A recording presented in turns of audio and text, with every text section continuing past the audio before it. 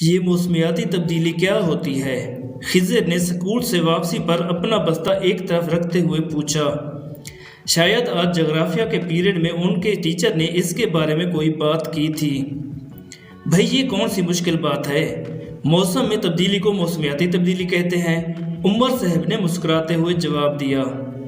عمر صاحب ایک وفاقی محکمے سروے آف پاکستان میں ملازم تھے اور نوکری کے حوالے سے اکثر ملک کے مختلف مقامات کا دورہ کرتے رہتے تھے۔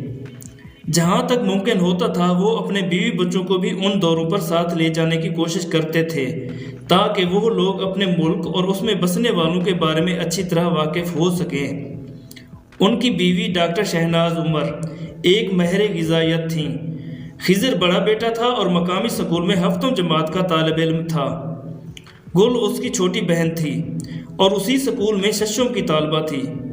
دونوں میاں بیوی نے ہمیشہ کوشش کی تھی کہ ان کے بچے ماحول اور اسے درپیش خطرات کا پورا ادراک رکھتے ہوں اور اس حوالے سے شجرکاری، باغبانی اور اس نوعیت کے دیگر اقدامات کے ذریعے اپنا کردار ادا کرنے کی کوشش کرتے ہوں۔ تو کیا یہ موسم میں تبدیلی کوئی بری بات ہوتی ہے؟ خضر نے گفتگو کا سلسلہ جاری رکھا۔ ہوتی ہے اگر موسمیاتی تبدیلی قدرتی عوامل کی وجہ سے نہ ہو اور اس کے کسی خطے اور اس میں رہنے والوں پر مضر اثرات مرتب ہوتے ہوں۔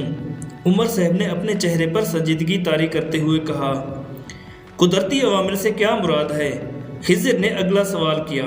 سردیوں گرمیوں کے موسم بھی تو آپس میں تبدیل ہوتے رہتے ہیں۔ اس طرح کی تبدیلی قدرتی عمل ہے، لیکن ہم جس موسمیاتی تبدیلی کی بات کرتے ہیں وہ انسانی سرگرمیوں کے نتیجہ میں آتی ہے۔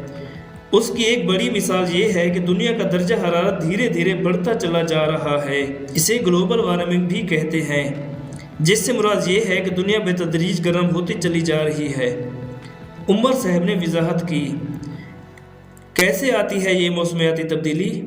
سوال پوچھنے کی اب گل کی باری تھی، جو باپ بیٹے کی گفتگو بغور سن رہی تھی۔ یہ ایک طویل موضوع ہے اور اہم بھی۔ تم لوگ ہاتھ منہ دھو کر کھانا کھا لو تو اس کے بارے میں بات کرتے ہیں۔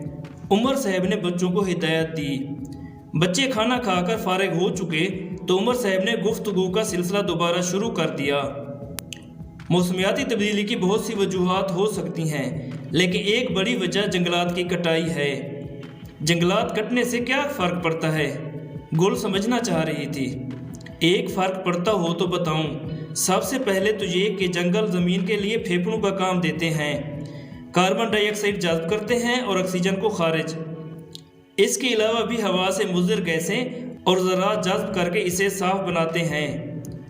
پھر جنگلات بہت سے پرندوں اور جانوروں کا مسکن بھی ہوتے ہیں۔ وہ خوراک حاصل کرنے کا ذریعہ بھی ہوتے ہیں اور طبی فوائد کے حامل پودوں کا بھی۔ ان سے حاصل ہونے والی لکڑی جلانے اور فرنیچر بنانے اور تعمیراتی کاموں میں استعمال ہوتی ہے۔ درختوں سے ہی کاغذ بنایا جاتا ہے۔ سیلاب کے خلاف ڈھال کا کام دیتے ہیں اور زمین کا کٹاؤ روکتے ہیں۔ درخت آندھیوں اور تیز بارشوں کا زور بھی توڑ دیتے ہیں اور اس طرح بہت حد تک ان سے ہونے والے نقصان، خاص طور پر مٹی کو اکھڑنے سے بچا لیتے ہیں اور پھر موسموں کی شدت کو بھی کم کرتے ہیں۔ عمر صاحب ایک ہی سانس میں بے شمار فوائد گنوا گئے۔ انہوں نے یہ بھی بتایا کہ جنگلات کے بیان کردہ فوائد سے مستفید ہونے کے لیے کسی ملک کے کم از کم 25% رقبہ پر جنگلات ہونا ضروری ہیں۔ اس کے برعکس پاکستان کے 4.8% رقبہ پر جنگلات موجود ہیں۔ اگر درختوں کے اتنے فائدے ہیں تو لوگ انہیں کیوں کاٹتے ہیں؟ گل نے پوچھا۔ خاصا معقول سوال ہے۔ عمر صاحب نے ہمیشہ کی طرح سوال پوچھنے پر اپنے بچوں کی حوصلہ افزائی کرتے ہوئے کہا۔ یہ سب تیزی سے بڑھتی ہوئی آبادی کا کیا دھرا ہے۔ نئے گھر بنانے، نئے شہر بسانے کے لیے لوگ جنگلات کاٹ دیتے ہیں اور پھر زیادہ خوراک بھی درکار ہوتی ہے، اس لیے بھی جنگل صاف کر کے فصلیں اگائی جاتی ہیں۔ اس کی لکڑی کو بھی لوگ استعمال میں لاتے ہیں، بلکہ کمائی کا ذریعہ بناتے ہیں۔ ویسے بھی بہت سے خود غرض لوگ اپنے وقتی فائدے کے لیے دور کا نہیں سوچتے، خاص طور پر آنے والی نسلوں کا۔ درختوں کی غیر قانونی کٹائی تو ایک طرف، لوگ باقاعدہ ان کی چوری کرتے ہیں۔ اس پر بھی ظلم یہ ہے کہ اپنی چوری چھپانے کے لیے بعض اوقات جنگلات کو آگ بھی لگا دیتے ہیں۔ یہ تو بہت بری بات ہے، خضر نے تعصب سے سر ہلاتے ہوئے کہا۔ مجھے تو سب سے زیادہ افسوس اس بات کا ہے کہ درختوں کے کٹنے سے پرندے اور جانور اپنے مساکن سے محروم ہو جاتے ہوں گے۔ تو اور کیا، جانوروں اور پرندوں کی بہت سی اقسام تو اسی وجہ سے اب معدوم ہوتی چلی جا رہی ہیں۔ عمر صاحب نے اتفاق کیا۔ وہ ایک بھلا سا شعر بھی ہے نا پروین شاکر کا، اس حوالہ سے ڈاکٹر شہناز نے نشاندہی کی۔ ہاں جی بچوں، پروین شاکر اردو کی ایک انتہائی نامور شاعرہ ہیں۔ انہوں نے کیا خوب کہا ہے، اس بار جو ایندھن کے لیے کٹ کے گرا ہے، چڑیوں کو بہت پیار تھا اس بوڑھے شجر سے۔ ہم درختوں کی کٹائی کس طرح روک سکتے ہیں؟ گل کی آواز میں تشویش نمایاں تھی۔ درخت اکثر کھانا پکانے اور گرمی حاصل کرنے کے لیے کاٹے جاتے ہیں۔ ایسی جگہوں پر ہمیں ان مقاصد کے لیے سستی گیس مہیا کی جانی چاہیے۔ عمر صاحب گل کی طرف متوجہ ہوئے۔ ویسے بھی ماحولیات کے حوالے سے ہمیں لوگوں میں شعور پیدا کرنا ہوگا، متعلقہ قوانین کا سختی سے اطلاق کرنا ہوگا۔